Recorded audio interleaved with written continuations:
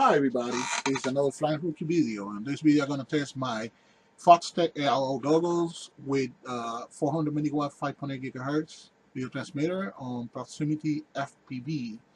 And I'm going to use my AIO goggles that they're going to be connected with my Foxtech DV01 DVR.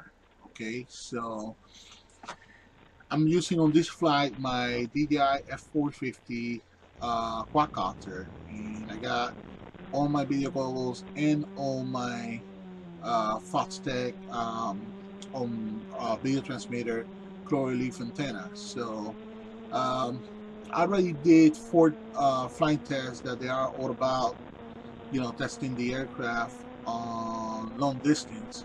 Now this is not about testing the aircraft on long distance. This video is about testing the aircraft going behind obstacles. Now this particular part of the video, all I wanted to do is see, how good I will get the signal if I go, like around 1,000 feet away from where I was sitting, because this time I wasn't standing up. I was sitting behind small trees and under some large trees, and there were some small trees and a fence that they were blocking the signal from where my quadcopter is flying right now. As you can see, pretty much I'm getting a pretty decent, really nice, clear view of what I'm flying. Now, this is the purpose of me doing this video, is that, most of the time when I see people that they want to do proximity FPV, they immediately jump to buy, these exotic FPV frequencies like 900 megahertz, 1.2, 1.3 gigahertz, and these pretty much my third flight. And I understand they do that because they want to see if they want to be able to see the aircraft flying behind obstacles without losing the signal. But as you can see, right now I'm back at the park where I'm sitting, and you can see me on the right side of that tree, sitting on that bench.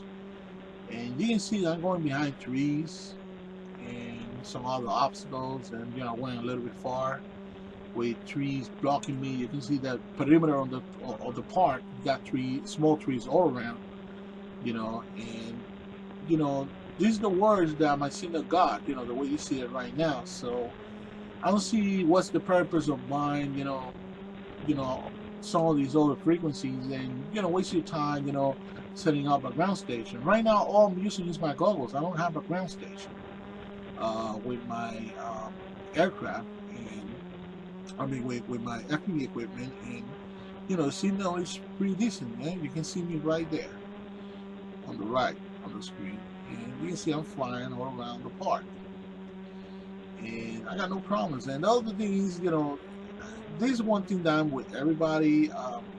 Most people will prefer to use, like a dedicated FPV camera for those kind of flights, and there's nothing wrong with that. Probably eventually I'm gonna buy one. I might buy one of those, Sony's that they cost $130 or $150.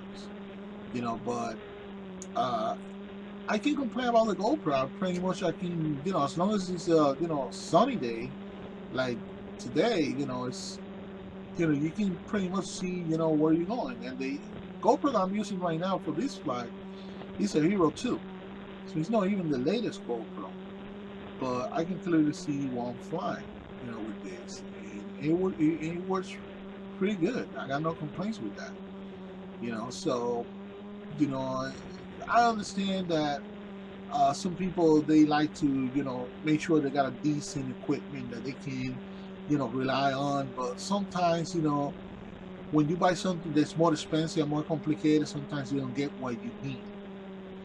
And this is a good, very, very good friend of mine that he started with Foxtech, and now he moved on to Fat Shark, and now he moved on again to 1.3 gigahertz. He tried 900, it didn't work out for him, and now he moved on to 1.3. And 1.3 is supposed to be like infallible. You see, I'm flying right behind, these trees and everything, and the signal just dropped, you know, just a little bit. It wasn't nothing like I just completely totally wind, got, like white noise or anything. I could still see where I'm going. That's me right there.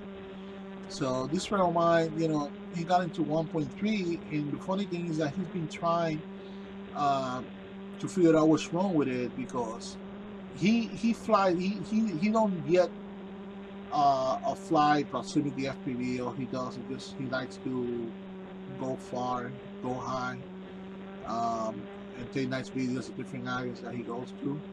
And even out in the open, when the signal between his ground station, he even got an antenna tracker, and even with that and with a ground station, he's not getting good signal. So I wonder what's going on with him. Why FPV equipment that is supposed to be superior than 5.8 is failing. It's not working the way it's supposed to. And he got, large cloverleaf antennas, because that equipment needs large cloverleaf antennas because of the different frequencies. It's not the same as what I'm using. The cloverleaf antennas that he used, you can put between the cloverleafs orange, it will fit. That's how big the freaking cloverleaf is, next to the ones that I got that maybe you might be able to fit inside a freaking cherry. So the ones that he got is large, and still that he's not getting the signal. He got a cloverleaf on the ground station, he got another cloverleaf on, obviously, on his aircraft, one which is 1.3 gigahertz. So you can see that I'm doing this. There's more demanding for FPV equipment than just flying out in the open, where your antennas on the receiving and the sending point are constantly on line of sight. And I'm able to do this kind of flight that I'm doing over here right now, going between obstacles and everything. So the big question is, if it's really worth it to make the investment on getting into those kind of frequencies, for doing proximity FPV, because proximity FPV is all about going between obstacles, and obstacles are the #1 enemy of video signal link. And you can see even the trees, I'm right below those big trees, and I'm still getting the signal.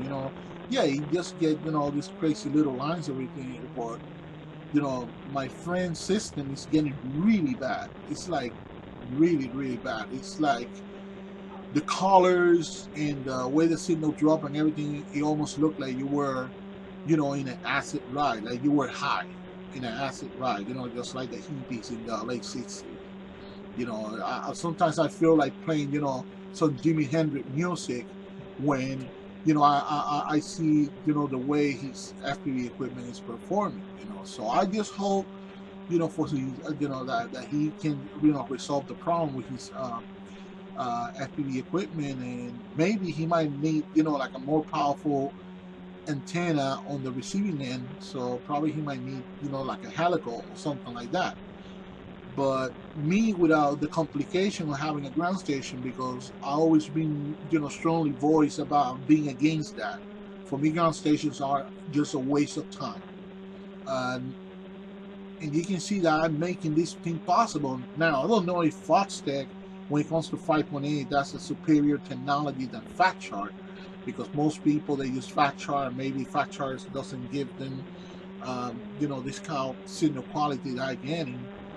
Even with a 600 milliwatt, well, I'm using over here only a 400 milliwatt, and I can go with Foxtech all the way up to 1000 milliwatt if I want to, but I keep making this flight possible only with a 400 milliwatt. And maybe these FatChart people, when they see they cannot do this with their system, probably that's why they decide to upgrade into 1.3 gigahertz or 900 megahertz, instead of just moving to a different kind of 5.8 gigahertz that might work better, like in the case of what I'm using right now.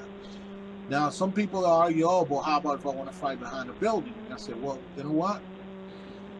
Even if you FPV equipment can go, behind a building. I don't see that your radio will be able to send the signal properly to your aircraft. I haven't seen yet anybody flying behind a huge obstacle like a building or a mountain or something without losing the signal, no matter what kind of signal they use. Okay, so this is pretty much it with this video. So I'm about to land over here, and you guys saw with my nice Foxtech AIO.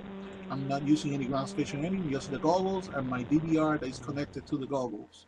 You saw how nice the video came out. Okay, so I hope this video was helpful for you guys. So please don't forget to rate, comment, subscribe, favorite, and share. And thanks for watching. Okay, bye.